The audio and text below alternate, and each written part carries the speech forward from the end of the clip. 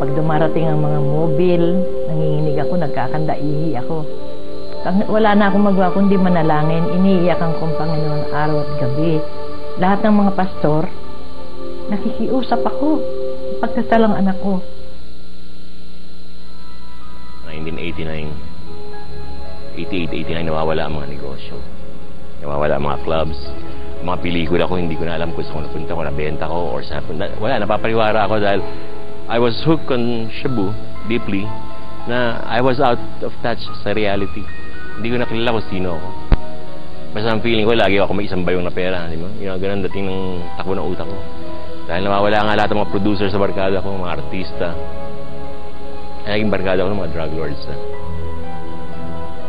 And the reason why hindi nawawala mga negosyo, I have to sell them or I have to make sanla. I have, mga 4 na Mercedes-Benz ko, binenta ko lahat. Dahil kung hindi ako nakapag-bayad sa drug lords, let's face it, ganun ako. Nagkakautang sa mga drug lords ng mga kalahating milyon, 1 milyon. And hindi alam ng mother ko ito. May building kami sa Kamaning sa Palan Delgado Clinic. Sinanla ko na ito ng 1 milyon dahil, again, I have to pay itong mga kalokohan ko.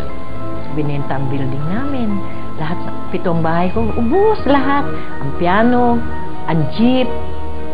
Pero kahit na ganun, siyempre anak ko, hindi ko maitapon. Kaya puro panalangin na lang ako. Tinakwil lang ako ng mga kapatid ko. Sabi, takwil ko na raw yung ulangin niya. Ay, naku, Diyos ko. Talagang kung ibang ina, siguro hindi makakatiis.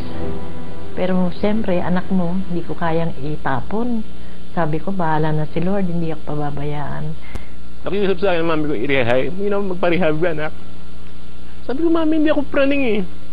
Paano mo nasabihin, hindi ka praning? Anak, yung mga kotse mo, pinagpapalitan mo ng Cebu.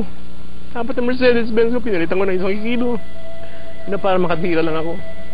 Tutol man sa desisyon ng ina, napilitan na ring magparehab si tata dahil na rin sa takot sa banta sa kanya na ma-shoot to kill. Ikaw pagdating ko sa rehab, akala ko sikat na director ako eh. Doon ko nakikita na sikat na drug lord ako. Even yung mga 12, 13-year-old kids, ako si Direk. Direk, meron ba tayo dyan? Doon ko nakita kung gaano kalakas ang influensya ng drugs sa akin. Because I was mingling with people na hindi ko na alam, unaware ako lahat eh. Without malice, mga drug lords na ito, and nakaladkad ang pangalan ko. Nakalulungkot mang isipin, subalit yung hinahangad niyang pagbabago sa loob ng rehabilitation. Lagyan ng plastic ang ulo ko, tinatanong ko sino mga drug lords ko, kung sino mga source ko. Which I cannot tell. Dahil pag sinabi ko doon, definitely paglabas ko doon, patay din ako. It's a very rotten thing, and I started questioning God, bakit ganito, bakit ganito? Ang karugtong ng malapelikulang buhay ni Direk Tata Esteban pagkatapos nito. Drug addict ng 30 anyos, sex addict mula 13, bugaw at katalik na di mabilang na babae, bold film king, saan kaya papunta ang buhay ni Tata Esteban? Ang karugtong. 1 buwang matapos ang pagtitiis sa loob ng rehab, siya'y nagpasyang lumabas dito at dinala siya ng kanyang ina sa Amerika. Pagdating ko sa Amerika, what's worst? You can buy drugs just around the corner. You have $20, may crack to. Kita ka. Andun yung pagkagahaman ko sa drugs, hindi na alis dahil, my God, 30 years akong addict. Hindi basta-basta yun. And, again, balik ako. Sabi ko, mami, balik ako. 1991. Pagbalik ko dito, a good friend si Mike Miranda, yung binigyan ako ng break, ginawa namin ng Encanto, starring Roderick Paulate. Okay, kumita naman yung tapos nanalo ako ng second best picture, yumabang na naman ako, nagkapera ako, and the same thing, babae na naman, drugs na naman, until finally one night meron akong dalang 20 grams or 30 grams na Cebu. Nag-check-in ako, kasama ko 3, 4 na starlet chat. Yun, drugs kami, mga siguro 4 or 5 days kami, walang tulugan, talagang ano na pinagagawa ng kalokohan. Umuwi ako, naligo ako. So, naligo ng shower. Pagkaligo kong gano'n, may naramdaman ako sa pako, yung parang nakiliti lang. Buwanig dire-diretso. Yung butok to. Aneurysm, no? Bagsak ako sa floor. Pinilit kong tumayo. Ginawa ko yung shower handle. Mali, nasakita ko yung sarili ko sa salamin. Nakalabas yung dila ako ganyan, nakaganon ako. Hindi ko magalaw itong left side ko, paralyzed totally.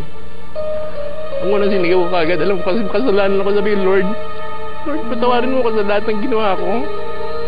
Yun ang unang binanggit ko, and immediately bagsak ako doon. Pagising ko, ewan ko kung anong araw yun or what, nagising ako sa hospital na lang. I was waiting for my friends, mga artista, mga showbiz or what. I mean, nobody there dahil alam nila drug lord na ako. Takot sila. But there's one guy, no? I mean, a very good friend, a very dear friend, si Ben Yalong. Siya lang ang dumalaw sa akin. There is no point of recovery anymore. Parang masyadong malalim na siya doon. He was in too deep already and it might be difficult for him to recover. So sabi ko, being the presiding elder of the community at that time, I have to do something about it. Nakakaawa din, ano ha? Sa pakiusap ng kanyang ina, dinalaw rin siya ng isang pastor. If we confess our sins, He is faithful and just and will forgive us our sins and purify us from all unrighteousness. Pastor, to ba? Sabi ko, Pastor, pwede bang patawarin yung Lord sa mga babaeng binitisan ko dahil I have 8 kids of 8 different mothers? Pwede bang patawarin yung Lord dahil yung lahat ng mga dancers, may 20 siguro yun. Pinalaglag ko yung mga anak dahil di pwede mabuntis sa mga dancers ko noon. Pastor, tatawarin ba ako yun yung mga babaeng binenta ko na 13 years old, mga virgin to?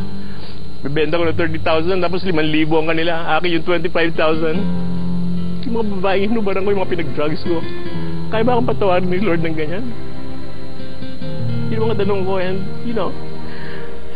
but finally, I accepted our Lord, si Jesus Christ, and I accepted Him as my Lord and Savior. Panginoon, salamat po. Salamat at Ikaw ang kanyang tagapagligtas. And mga 3-4 months, gumaling ako. Recover ako. Nung mga panahong yon, hindi naman siya nilubayang dalawin ng pastor. Subalit sadya yatang mailap ang pagbabago kay Tata. Taong 1993, isa na namang dagok sa buhay ang naranasan ni Tata. Ito'y nung mamatay ang kanyang nag-iisang kapatid. Nung namatay ang kapatid ko, I started questioning God. Sabi ko, Lord, ba't isang Tata? Kailan ba't kinuha mo na ito? And the saddest part is that yung nakaburo lang kapatid ko, wala kaming pera eh. Hit rock bottom na kami. Wala lang pera halos sa nanay ko dahil nagastos lang sa akin doon sa aneurysm. Yorison yun. And talagang halos wala nagpunta doon. Yung mga tumulong sa akin mga drug lords ko, na kaibigan, binigay naman ako sa Cebu. Sabi, tulak ko. Which I did. Para may palibing lang yung kapatid ko. And napalibing. Okay naman, mga panahon na yun, 1993. So I started rebelling again. Backslide ako dito, backslide ako doon. Nagsisimba ako for purposes of, kailan makita lang ako simbahan. And again, binigyan ko ng break ng VBAN, somewhere around 1995-96.